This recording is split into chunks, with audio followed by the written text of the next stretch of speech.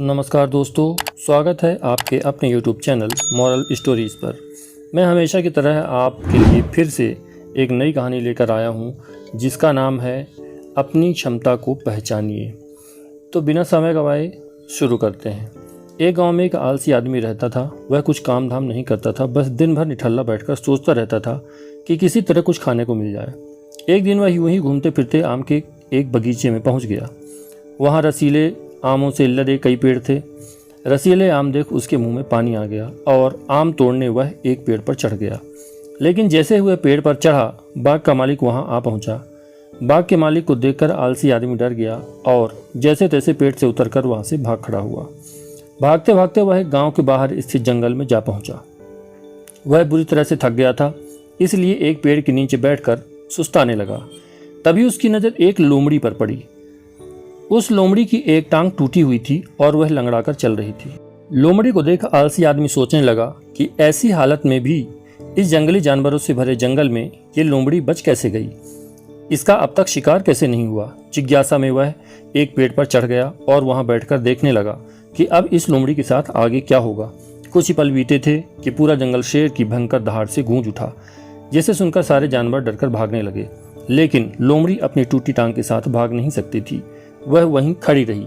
शेर लोमड़ी के पास आने लगा। आलसी आदमी ने सोचा कि अब शेर लोमड़ी को मारकर खा जाएगा, लेकिन आगे जो हुआ वह कुछ अजीब था। शेर लोमड़ी के पास पहुंचकर खड़ा हो गया। उसके मुंह में मांस का एक टुकड़ा था, जिसे उसने लोमड़ी के सामने गिरा दिया। लोमड़ी इत्मीनान से मांस के उस टुकड़े को खाने लगी। थोड़ी देर बाद शेर वहां से चला गया। यह घटना देख आलसी आदमी सोचने लगा कि भगवान सच में सर्वे सर्वा है। उसने धरती के समस्त प्राणियों के लिए, चाहे वह जानवर हो या इंसान, खाने पीने का प्रबंध कर रखा है। वह अपने घर लौट आया। घर आकर वह 2-3 दिन तक बिस्तर पर लेटकर प्रतीक्षा करने लगा कि जैसे भगवान ने शेर के द्वारा लोमड़ी के लिए भोजन भिजवाया था, वैसे ही उसके लिए भी कोई न कोई खाने पीने का सामान ले आएगा। लेकिन ऐसा कुछ नहीं हुआ। भूख से उसकी हालत खराब होने लगी। आखिरकार उसे घर से बाहर निकलना ही पड़ा। घर से बाहर उसे एक पेड़ के नीचे बैठे हुए बाबा दिखाई पड़े। वह उनके पास गया और जंगल का सारा वृत्तांत सुनाते हुए बोला, बाबा जी, भगवान मेरे साथ ऐसा क्यों कर रहा है? उनके पास जानवरों के लिए भोजन का प्रबंध है, लेकिन इंसानों के लिए नहीं। बाबा जी ने उत्तर दिया, बेटा, ऐसी बात नहीं। भगवान के पास सारे प्रबंध हैं, दूसरों की तरह तुम्हारे लिए भी।